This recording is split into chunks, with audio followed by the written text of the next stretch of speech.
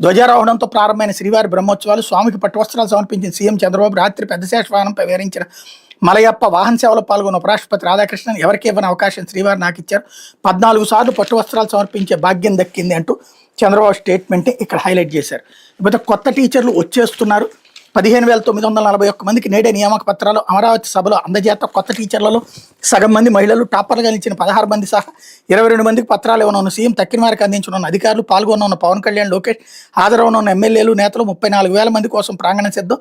47 ఉద్యోగాలకు 10 నోటిఫికేషన్లు, వేర్వేరు శాఖలో భర్తీకి ఏపీపీఎస్సీ రెడీ అన్నటువంటి వార్తని హైలైట్ చేసింది. ఇది జగన్మోహన్ రెడ్డి నేర్చుకోవాల్సినటువంటిది. 1,50,000 ఉద్యోగాలు ఇచ్చాడు, కనీసం ప్రచారం చేసుకోవడం చేతకాల.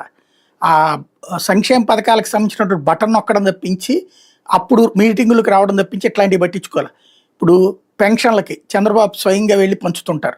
అట్లాగే ఇట్లాంటి 16,000 ఉద్యోగాలకి మొత్తం ఎమ్మెల్యేలు, మంత్రులు, ముఖ్యమంత్రి అందరూ వెళ్ళి కూర్చుంటున్నారు. 1,50,000 ఉద్యోగాలు ఇస్తే అసలు ఎమ్మెల్యేలకు కూడా సంబంధం లేకుండా పోయింది. ఇంకో 2.5 లక్షలు అవుట్సోర్సింగ్ కింద వాలంటీర్లకు ఇస్తే వాళ్ళకి ఎమ్మెల్యేలకి సంబంధం లేకుండా పోయింది.